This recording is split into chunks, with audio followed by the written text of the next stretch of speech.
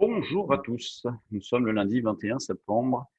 Ravi de vous retrouver pour un nouveau point bourse après une semaine d'interruption. On était en stage toute la semaine dernière à Paris, dans de très beaux locaux, place Vendôme. Et il était difficile de faire cet enregistrement-là, donc plutôt que de faire dans de mauvaises conditions, je préférais ne pas le faire du tout.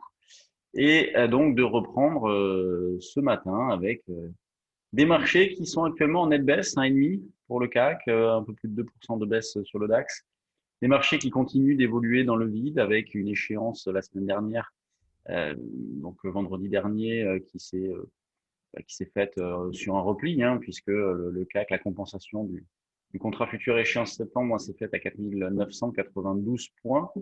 Donc des marchés qui restent vides, drivés toujours pareil, hein, par des pressions techniques. Alors là, avec l'échéance, et c'est ce qu'on indiquait nous à nos abonnés la semaine dernière déjà, qui était quand même très probable au vu de la construction de la hausse, au vu des pressions techniques, que on ait des ventes donc à l'échéance et même par la suite, ce qu'on a ce matin, hein, d'ailleurs, donc des ventes face à des positions qui ont disparu. Donc c'est assez logique ce qui se passe, mais bon, pour en profiter, pour comprendre, eh bien, il faut savoir comment sont construits les marchés, comment ils fonctionnent, qui fait quoi et pourquoi. Vous voyez, analyser un marché, c'est pas juste tracer des traits dans tous les sens.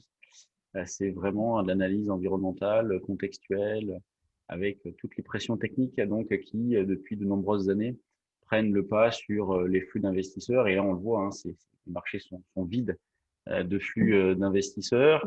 Donc, comment travailler ces marchés-là? Eh bien, bon, nous, on continue toujours d'aborder ces marchés en privilégiant un biais haussier. Alors, c'est vrai que sur le fond, on tend vers le neutre.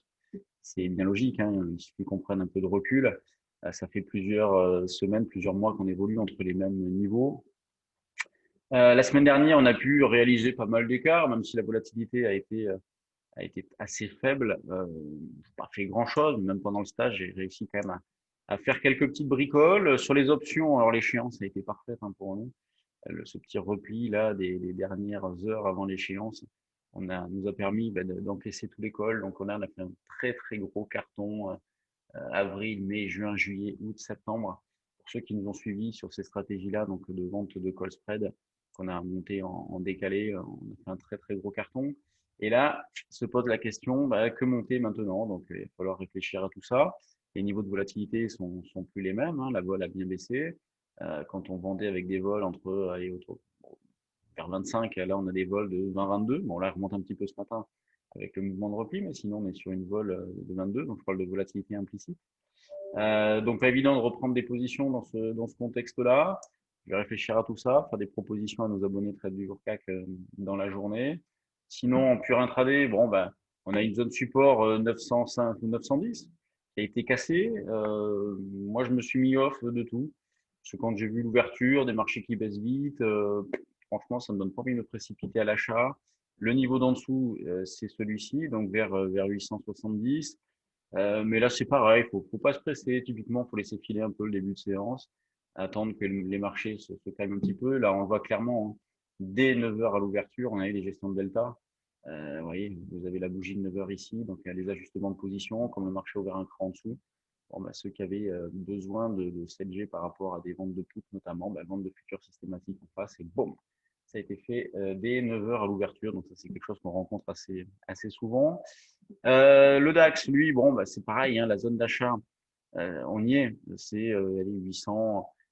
Au point bas, c'est 850. Point haut, c'était 900. C'est voilà, 850-900, c'est la zone support. On est dedans.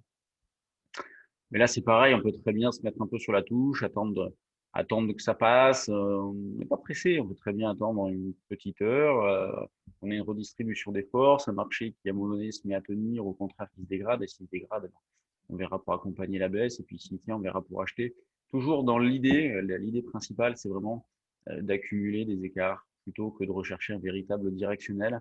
On a toujours sur le fond, et nous on pense que ça va se poursuivre, en tout cas pour l'instant, toutes les indications envoyées par le marché vont de ce sens-là, à savoir une poursuite de cette forte hésitation, avec toujours très peu de visibilité sur les marchés. Donc c'est assez logique ce qui se passe et ça permet plutôt de bien travailler. Donc là, bon, on va pareil, hein, à partir du moment où le marché prend une direction, on va avoir des algos qui vont s'engouffrer dedans et qui vont amplifier ces mouvements-là. Donc, faut faire attention. C'est pour ça que moi, je ne me précipite pas trop.